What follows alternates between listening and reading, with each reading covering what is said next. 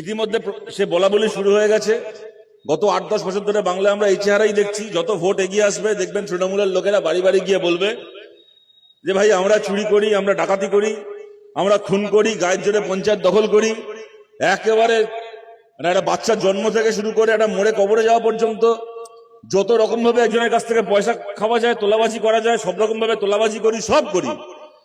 তবু আমাদেরকেই ভোট দিতে হবে না। আমাদেরকে ভোট না দিলে যেটা হবে, পশ্চিমবাংলায় বিজেপি ক্ষমতায় চলে আসবে। এবং সত্যি সত্যি বাংলার মতো একটা রাজ্য, যে রাজ্যে আমরা কখনো চাই না বিজেপির মতো একটা দল ক্ষমতায় আসুক, বহু মানুষকে ভালোবেসে নয় বাধ্য হয়ে তৃণমূলের এই কথায় ভোট দিতেও হয়েছে। এই করে 10-12টা বছর কাটলো আমাদের বাংলায়।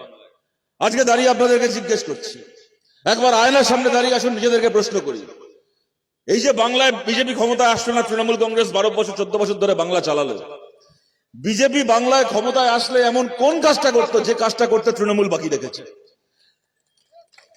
এমনকি বিজেপির মতো একটা পার্টি যে কাজ গোটা ভারতে আজ অব্দি কোনোদিন করেনি, তৃণমূল তাও করে দেখিয়ে দিয়েছে।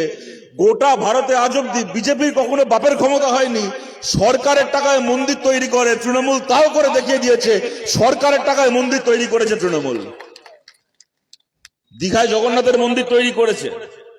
আবার উদ্বোধন করার সময় মমতা ব্যানার্জি বলছেন আমরা আমাদের হিন্দু ধর্মকে মানি, আমাদের হিন্দুত্বকে মানি, জয় দুর্গা, জয় মা কালী, শ্রী রামকৃষ্ণ, বিষ্ণু মাতা, আমরা আমাদের হিন্দু ধর্মকে মানি।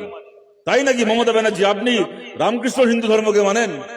যখন একটা সময় উঁচু জাত নিচু জাত বলে মন্দিরে ঢুকতে দেওয়া হতো না, কোন হিন্দু মন্দিরে মুসলমান মানুষের পা রাখার অধিকার ছিল না, সেই সময় রামকৃষ্ণ পরমহংসদেব দাঁড়িয়ে বলেছিলেন এই বাংলায় দক্ষিণেশ্বরের মন্দিরে হিন্দু, মুসলমান, চামার, চন্ডাল, মুচি, মেথর সবাই একসঙ্গে মাথা উঁচু করে ঢুকবে, কোন গরিব বড় লোক, এই ধর্ম ওই ধর্ম, ব্রাহ্মণ আর দলিতের ভাগ থাকবে না। এই ছিল রামকৃষ্ণ হিন্দু ধর্ম। আর আপনি মমতা ব্যানার্জি সরকারের টাকায় দীঘার জগন্নাথের মন্দির বানিয়েছেন। সেই মন্দিরের ভেতর একটা জায়গা অব্দি মার্ক করে দেওয়া আছে, যারা যারা গেছে দেখে এসে বলেছে, আপনারা জানেন যে এই জায়গা অব্দি সব ধর্মের মানুষ যেতে পারবে, আর এই জায়গার পর থেকে খালি হিন্দুরা ঢুকতে পারবে, কোন মুসলমানের পরে পা রাখতে পারবে না। মমতার তৈরি দীঘার জগন্নাথের মন্দিরে এত বড় আস্পর্ধা। সরকারের টাকায় মন্দির বানিয়েছেন, মানুষের ট্যাক্সের টাকায় মন্দির বানিয়েছেন, তাতে হিন্দুরা ট্যাক্স আছে, মুসলমানরা ট্যাক্স রয়েছে। যে জিনিস আজ পর্যন্ত কোনোদিন বিজেপির ক্ষমতা হলো না করা, সেই জিনিস করে দেখিয়ে দিলেন। খালি করলেন তাই নয়, সেখানে আবার মুসলমান এই অব্দি, হিন্দু ওই অব্দি বলে আবার ভাগাভাগি করলেন। আপনি মমতা ব্যানার্জি কোন কাজটা করতে বাকি রেখেছেন বাংলায়, যা বিজেপি আসলে বাড়তি করত? এখন আবার উত্তর বাংলা, আপনারা দেখেছেন উত্তর বাংলার 4-5টা জেলা বন্যায় ভেসে গেল। যখন বন্যা হচ্ছে, উত্তর বাংলা ডুবছে, মমতা বন্দ্যোপাধ্যায় রেড রোডে নাচন কদন করছিলেন কতগুলো ফিল্ম স্টারকে নিয়ে। নাচ গান শেষ হলো, দুদিন পরে উত্তর বাংলায় বেড়াতে গেলেন।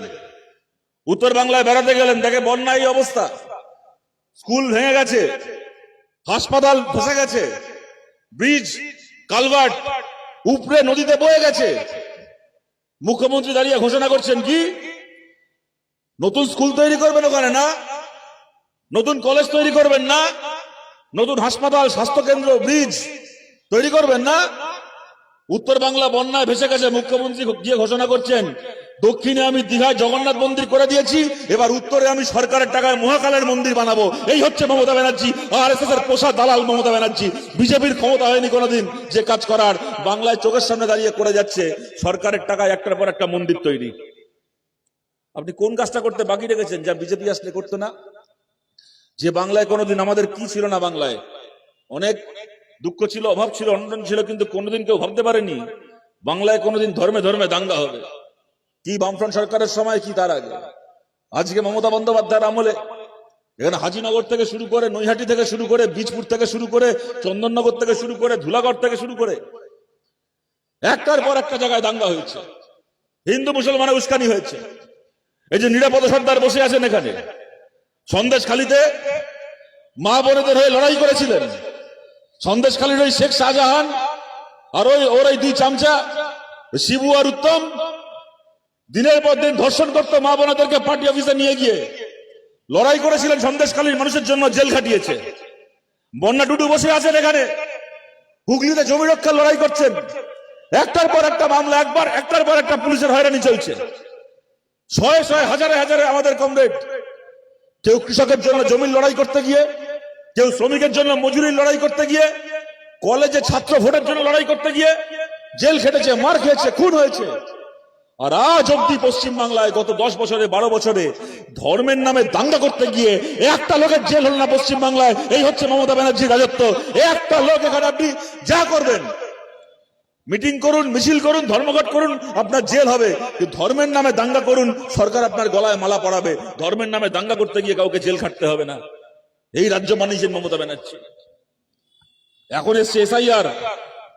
গতবার ভোটের আগে ছিল বিধানসভার আগে এনআরসি, আপনাদের মনে আছে? এনআরসির বিরুদ্ধে লড়াই করছিল আনিস খান। আর এনআরসি করে বাংলার মুসলমানকে পাঠিয়ে দেবেন বাংলাদেশে হুমকি দিচ্ছিল কে? বাবুল সুপ্রিয়। ভোটে জিতলেন মমতা ব্যানার্জি, এলাকা এলাকায় গিয়ে বললেন যে ভাই আমার দলের লোকগুলো চোর ছেঁচর যাই হোক না কেন, বিজেপি আসলে এনআরসি করে দেবে, দেশ থেকে তাড়িয়ে দেবে, আমি এনআরসির বিরুদ্ধে তোমাকে বাঁচাবো, এনআরসি থেকে আমাকে ভোট দাও। ভোটে জিতলেন। জিতে কি হলো? এনআরসি করে বাঙালি মুসলমানকে বাংলাদেশে পাঠাবে বলেছিল, হুমকি দিচ্ছিল বাবুল সুপ্রিয়। সেই বাবুল সুপ্রিয়কে দলে নিয়ে লালবাতি গাড়ি দিলেন, রাজ্যের মন্ত্রী করলেন। আর আনিস খান একটা কলেজের ছেলে, একটা 19 বছরের ছেলে, এনআরসির বিরুদ্ধে লড়াই করছিল। রাত্রির বেলা বাড়িতে ঢুকে তার আব্বার সামনে থেকে টানতে টানতে নিয়ে গিয়ে ছাদে নিয়ে গিয়ে পুলিশ পাঠিয়ে ছাদ থেকে ফেলে খুন করলেন আনিস খান, একটা 19 বছরের ছেলেকে মমতা ব্যানার্জি।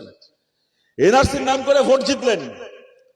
ভোটে জেতার পরে আজকে পশ্চিম বাংলার দিকে তাকিয়ে দেখুন, আনিস খানের লাশ কবরের তলায় শুয়ে থাকে, আর আনিস খানের কবরের উপর দিয়ে বাবুল সুপ্রিয় লালবাতি গাড়ি চলে যায়। এই হচ্ছে মমতা ব্যানার্জির পশ্চিম বাংলা। তারপরে নির্লজ্জ বেহায়া এসছে আবার ভোট চাইতে তৃণমূলের দালালগুলো।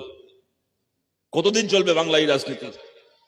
লুট করবে, অত্যাচার করবে, চোখ রাঙাবে, দাদাগিরি করবে, কোটি কোটি টাকা সম্পত্তি বানাবে। যে দেখেছেন নিরাপদ সর্দারকে, দেখছেন এমএলএ ছিলেন আপনারা, এখানকার মানুষ বহু এমএলএ কে দেখেছেন, বহু এমপি কে, বহু পঞ্চায়েত মেম্বারকে দেখেছেন আমাদের। আর এদেরকেও দেখছেন।